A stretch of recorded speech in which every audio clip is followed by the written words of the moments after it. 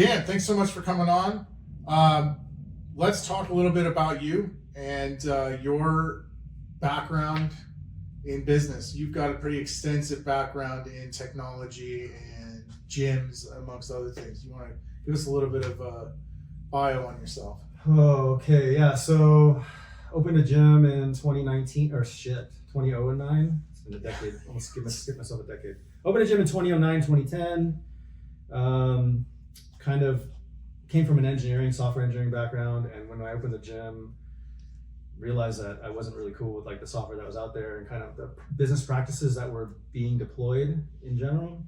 So decided to try and build the software, which was about 1 billion times harder than I thought it would be. But here I am today, and now Push Press is kind of up and running, and we're doing our thing. And we're 10 years into the software thing. Opened a couple gyms. Now I am an ex-gym owner because Push Press required too much of my time.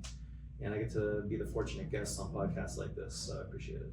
I really appreciate your time, man. I know you're extremely busy. You got here today. You maybe have been here an hour and a half, and you made time for the podcast, so that's really awesome, and I appreciate that. Tell me a little bit more about what was the pain point that drew you to, I mean, obviously given your extensive background in tech, but what was the pain point running a gym that drew you to open and create Push Press? So there was two. The first one is what I call the foam roller moment. The gym that I was going to, it was CrossFit South Bay in Hermosa Beach, Forrest Jones gym. Okay. I was at the point in CrossFit where I was like buying into everything, like long socks, everything he sold I did, nutrition courses, got my L1, blah, blah. And he sent out this email saying, hey, you need to roll out. We got foam rollers for sale, pre-order them, click here and do it. I did that. And then I ended up going down this like endless rabbit hole on the software he was on of trying to like log in, create an account. Did I have an account? Use Facebook to create an account. Anyways, couldn't spend about 30 minutes trying to log in. And like, I was still a web engineer at the time. So I was like, this is complete horseshit.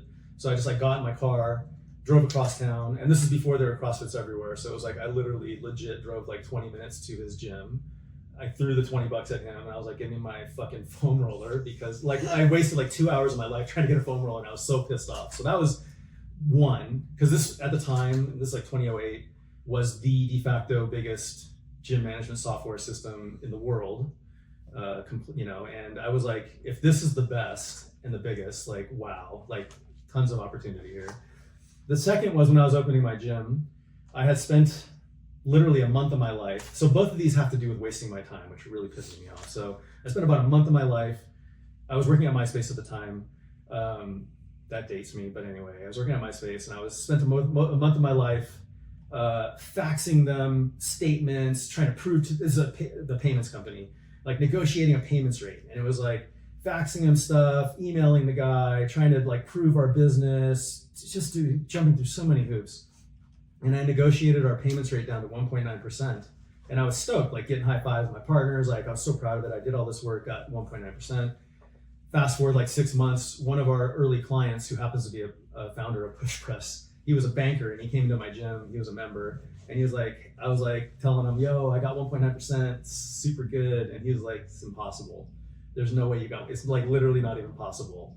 And I was like, what do you mean, dude? It's right here in the contract. And then he broke open the contract and he looked through it. And he's like, yeah, there's a bunch of fine print. Give me your statements. I'll tell you what you're paying. And so he ran the numbers and he's like, yeah, you're paying 4.8. And I was like, what the hell, right? Like, and there's nothing I could do at that point. I was stuck. So what I realized, and then I started talking to other gym owners and they're like, yeah, we're paying 2.2, yeah, we're paying 1.9. We did the same thing. We ran through the statements with them and everyone was paying like 5%, 4.5%. And I'm like, yo, everyone's ripping off gym owners here. And if it's in payments, then it's everywhere across the board. So I was like, okay, like we got to root that nonsense out and make it easier for gym owners to run gyms. So that's kind of the two-pronged reason why I started. To give people context, I think the standard now is like 3.5%, give or take. So that's anything in the 4s or 5s is substantially higher than, even a normal market rate is. So that's really high. So yeah, that's technically 2.9. Yeah. So it's substantially higher than anything should be. So and the worst point is the sales dude lied to me. And so, but this is, in 2009, 2010, payments have changed completely. Like Stripe has flipped it. But back then it was basically like buying a car. at a car dealership. It was like the sales guy was telling you stuff, you had incomplete information, you didn't know how to read the contract. There was so much going on in it that like they could bend you over in any way they wanted and you would never even know. And so that's changed. It's better now in general because Stripe and them have just said flat rate, you know, none of that stuff. But back then it was standard practice for some sales guy to make all his commission on how bad he can like screw you on the actual payments deal. So no different than mortgages and anything else. Yeah. It's just all highway robbery if you can get away with it. It's terrible. So tell me more. I got to know about MySpace. How did you get into that? What did you know Tom?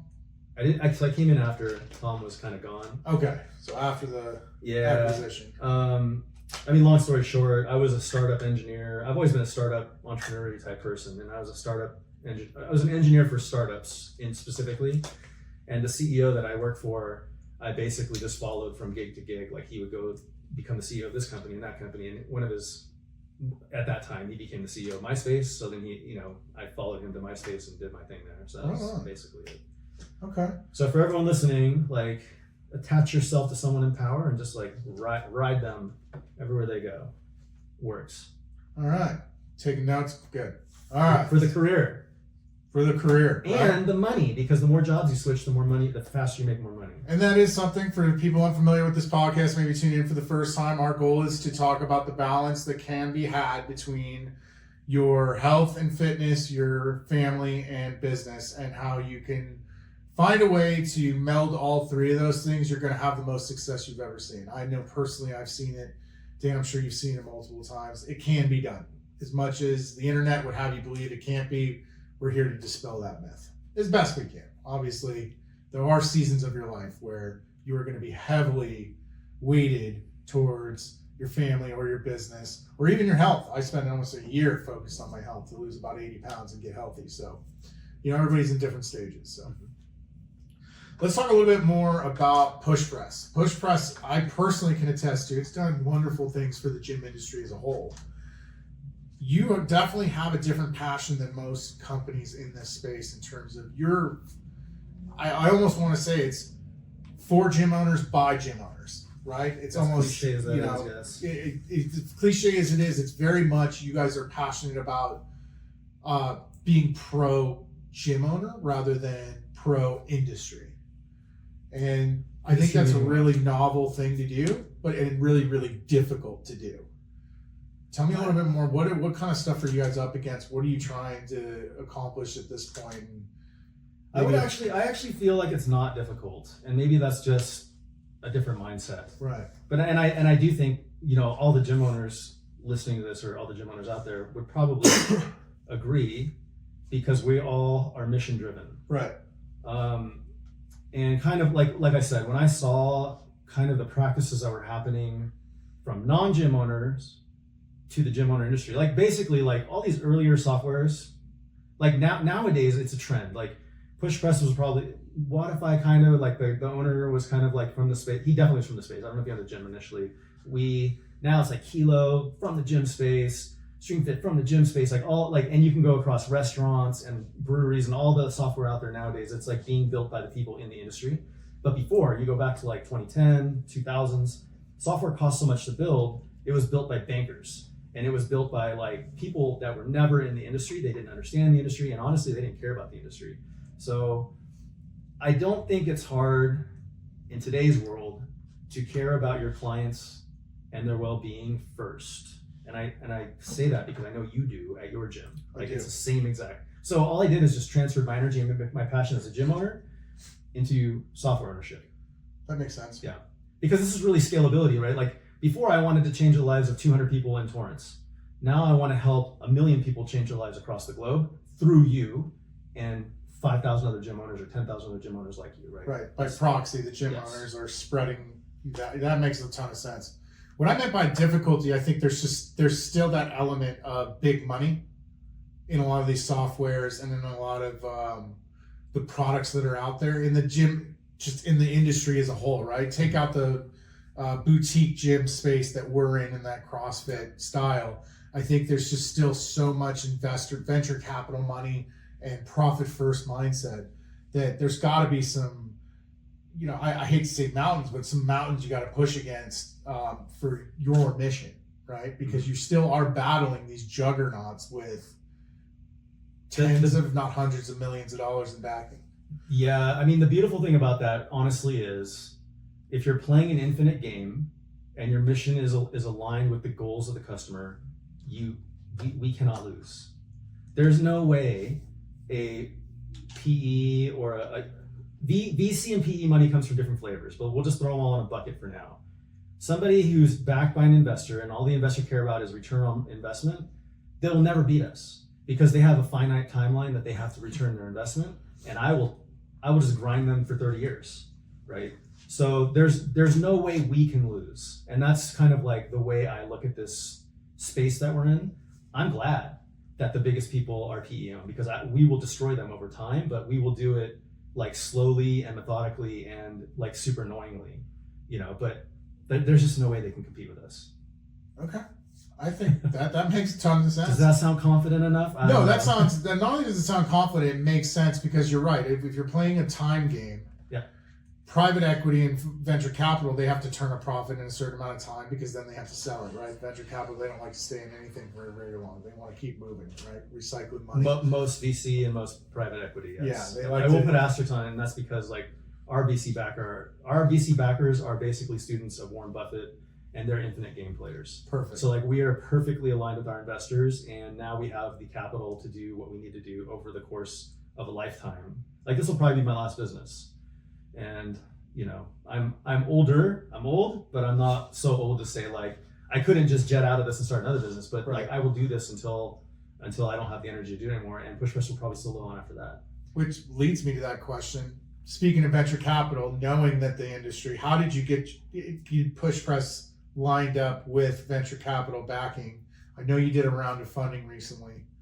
What led to that, and what was the purpose behind it? Obviously longevity, having cash injection is going to help with longevity and growth. But yeah, ironically, the cash injection does not guarantee longevity. In fact, most VCs want you to burn money so fast. So this could be a whole episode, but like the VC rat race is basically like they're giving you a drug, most VCs, and that drug is money. So it's like, let me give you a bunch of money and I expect you to spend this in 18 months. And it's like, yo, you just give me $10 million and I have to burn this in 24 months or 18 months. And then they're like, yeah, cool, and just come back for more because they're buying more of the company every time you do it, or they're killing you, right? So the VCs don't care if you live or die. Right. So PE actually does. They want you to live because they want to sell you. VCs would rather you die so that they're playing a numbers game. They're the guy at the bar who's just like talking to every girl trying to get a date. They don't care. And right. They're okay with your company dying along the way. Most VCs. Our VC is not like that. Again, they're more infinite players. But so the interesting thing is when they give you the money, it actually decreases your runway and decreases your longevity in most cases. Right. So how did we find investment? The bottom line is like we've always had our ear to the ground because we knew we had a lot of things to build. Like if I showed you my 20-year roadmap, I legit have a document that's 20-year roadmap for PushPress. Your mind would be blown of like the things I want to do. It needs money. And either it's going to take 20 years and slowly like adding clients and then reinvesting money, or we get a whole bunch of money up front and try and pack those 20 years into 5, 6, 7 years. Right. Which I think you would probably want us to do, right? So I think most of the industry would want us to try and front load as much of this value that we can do. So we're doing that. We were looking for investors for that reason. But like to be frank, I've walked away from 3 deals before we took the investment that we took over the course of 5 years because every investor I got to ultimately ended up saying like, when can you triple? When can you raise rates? Right. When can you make more money? And I'm like, that's, I'm not going to do anything artificial here. That's not the goal. That's extremely admirable, knowing that I'm sure millions of dollars have been presented to you in offers over those multiple deals over 5 years. I mean, most people would not be able to turn that down in the first place, let alone multiple times. So that just really solidifies how I will be completely transparent with you. If I would have gotten investment offers in year 1 or 2, probably would have taken it.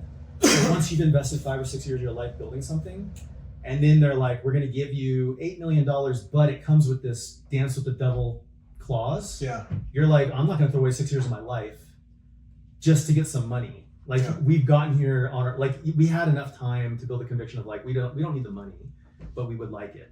So once we ended up finding Altos as our investor, Altos, and they started pitching us on infinite mindset and Warren Buffettisms and like all of these things, I'm like, okay, like now we're talking the same language and this money will work here. And to be honest, like they didn't give us the greatest valuation. Like it was not optimized in any way to be super beneficial, like for me or anything, but the money came with the right backing, came with the right terms, came with the right mindset. And that way, that alignment means it's going to work. So in essence, it was a balanced equation rather than a lopsided one where you have to figure out what the value of X is. And usually that's death. Yeah. And again, like, this could all be like a whole nother podcast Right. going through the mechanics of VC shit, but we raised at a time when the bubble was at peak. And so it was like companies like us were funding at, let's call it, they were at like 100x revenue. Yeah, it was a massive multiple. 100x revenue, right? So, and I think at the time we were at 4.5 million revenue. So it was like, we could have raised at a $400 million valuation. We raised at like 60. Like that's the differential. But if we would have taken money at like 50x, 100x valuation, we would be toast right now, because then the market changed. Yep. Right. And now companies are getting like 10x valuation, 7x valuation, and there's no way we ever would have gotten 400 million again in any time soon, and we would have thrown the whole company away. So it's like these are the kind of things you have to understand when you start playing these games, because the common thought is like, hey, the bigger the valuation, the better.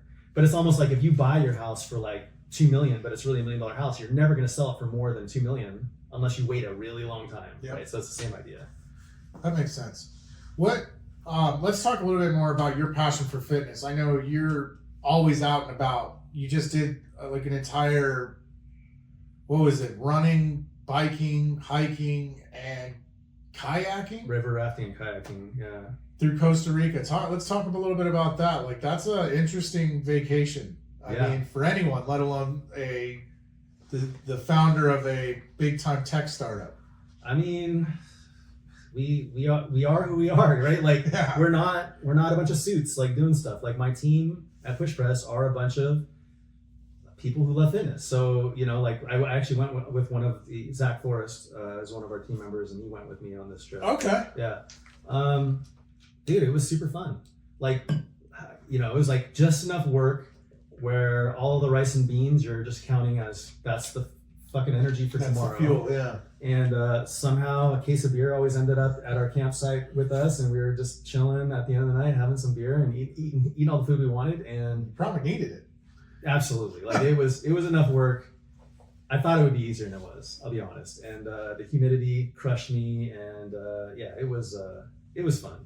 Super fun. It sounds like an amazing just experience. I mean, obviously in the middle of it, it might not have felt the greatest at times, but it was never so hard where you're like, I can't do this. But it was enough of a challenge where you felt fulfilled at the end of the day, and you got to see the country on foot or in person from one coast to the other coast. And I'm actually a huge student, and again, another podcast for another day, but I'm a huge student of engineering outcomes in businesses and like manufacturing the wins you want to get from your customers.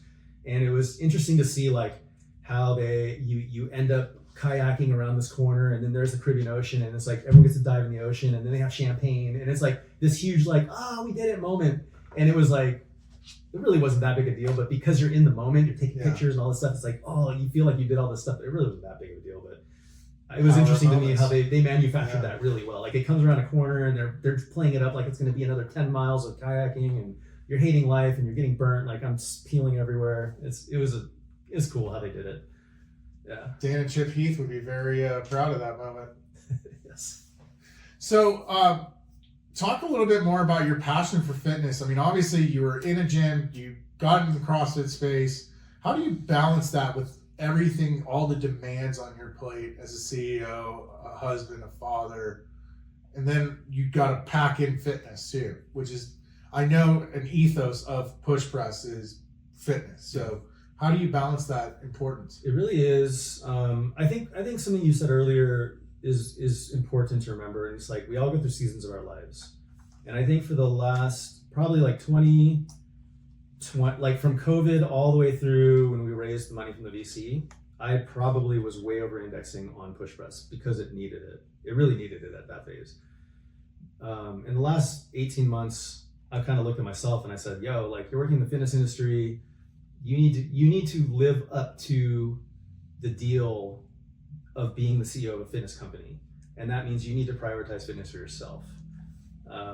And during COVID, I built my home gym and we worked out, but it's like when you work out by yourself, you really don't push so hard enough. So, I found my way back into some gyms. Luckily, push pressing out the point where anywhere I go, I can find a push press gym and support them. And I do think there's something about like just showing up for yourself. Like you've got to do it. And I think that's also the cornerstone of what you talk about here. So I don't think that's lost on anyone. Yeah, I think it's incredibly important to just share different dynamics of different guests.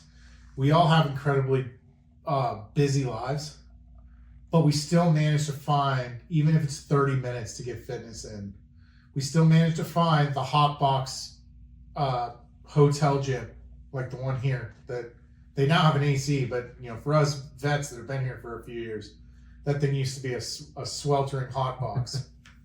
So it was interesting going in there this year, and it was like cool and didn't sweat very much. But years past, you'd go in there and your shirt would just be drenched. But that's just the sacrifice you make as you find that time. Now, I know you work with your wife in the company, correct? Yep. But it's in different departments, so you get a little bit of a separation. But how do you manage that? Because where a lot of people, they can't fathom working with their spouse. Or maybe they have and it didn't go well. How do you guys manage that to keep it going? I think compartmentalization is important. I do think it has and will cause some issues sometimes where she'll come to me with something and I'm like, CEO Dan is solving problems, and she's like, yo, I just want you to listen to me and not like do anything. But for the most part, I try to keep it as compartmentalized as possible. I don't solve her problems for her, right? Like it's just generally like talk to your manager, figure it out, or talk to the team member that's whatever is the problem or whatever. But I kind of feel like, man, if you're gonna spend life with someone, like why wouldn't you want to spend life with someone? Like working with them, as long as you can control, like compartmentalize and control like certain emotions and egos and feelings and stuff, which is just a general tenet of how you have to live life anyways.